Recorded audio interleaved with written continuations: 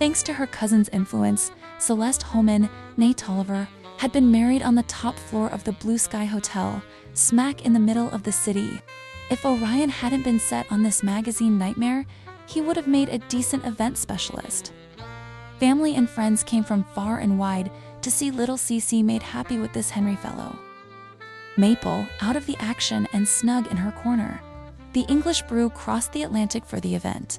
Painter Laurent representing both brothers as politician, Fred was about to be a father for the first time. All make and model of the Crosby clan, which didn't upset the city folk as it did the country.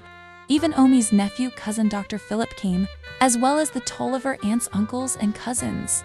Sans David, of course. All at once, Celeste never felt so beautiful, so loved, and so cherished. That is, until her wedding night, where she felt more beautiful, more loved, and more cherished than any woman has the right to. Buying that brownstone on the same block as Orion felt mad. Becoming pregnant as Henry agreed to start a business with her heedless, headstrong cousin felt even madder, as if at any moment the earth beneath would crack open. So, in Celeste fashion, in those early days, she took control to ensure no crackage. Orion had no difficulty hiring her as a sort of manager, and she kept those flighty writers and artist types in line. But his singular baby Thomas became Thomas and Mildred, and Thomas and Mildred became Thomas, Mildred, and baby Robin. Celeste gave up her managerial duties for proofreading and minor edits. She didn't mind it stepping down, because she had done it all right, everything right. She'd helped Scene grow, and she'd helped her family grow, and she was wholly content. Until now. Children, this is Ms. Elnora Dotson. She's staying with Cousin Orion a little while.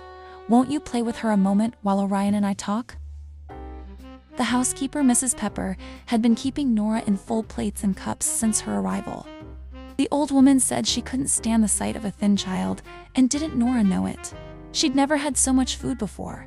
But no matter how full her belly was, that didn't stop Nora from having herself a good snoop. This big old place wasn't half bad, if a little manlike for her style. This Mr. Oliver on Ratliff's room was sort of sparse-like. His damn office was more decorated than his bedroom. Hell of a thing that was. His study was a mess, but at least it seemed lived in. Nora surmised the man worked more than lived. She also surmised he had money, considering the clip of cash, so why the holdup on giving her what she needed? The room Nora had been put in was uncomfortable, but satisfactory. She'd never admit to anyone, not even Richie back home, how wretched that first night had been. It was frightening. No more than frightening. To be so far away from Nat's, to sleep in a bed that wasn't hers, in a room she'd never seen, in the house of a stranger. It felt real that night. That was the first time since her mother. It was the first time Nora penned a letter to her mother in her mind. It's a big world out there, Mama. There's a smelly fish factory right outside my window now. The wallpaper has eyes on it, true as I say, and I can't stand them.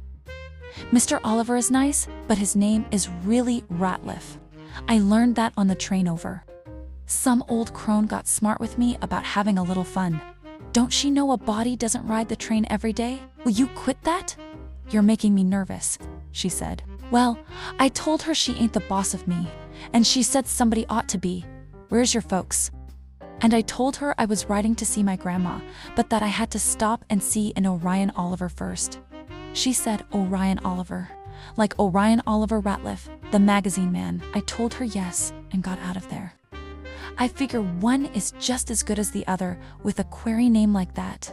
So I went down the line and asked all about Orion Ratliff and magazines and learned just where the man was. I didn't have all the money for fare, but hey Mama, it's too easy to sneak. Thinking of you always, Nora Jane. It ain't that difficult, Mr. Ratliff. I just need the money, see? I can't just send a child off. Any child. My child off with train money. I need to see your mother. See? Too bad she's sickly and you can't see her. What about this granny then? I can meet her. I'm afraid you can't. And why not? She's sick too and she hates you. For deflowering my poor mother. I'd be angry too if you deflowered my daughter, but I'd rather have a few choice words with you than not. Did you get a name? An address? Anything else? Sarah Dotson for the mother. But that doesn't mean anything to me. She doesn't know an address, not of the hospital or the house. Children are not generally well informed. However, there is something greatly amiss. And don't believe that I'm ignoring that you can't remember her mother by name alone. I think Maples is the right next step. I'll come up with the children in a few days. It'll seem less unsavory. Cece, I can't. Now quit making me feel sorry for you. I won't do it easily. If there was any doubt in Celeste Holman, Orion was a reminder that she got it all right.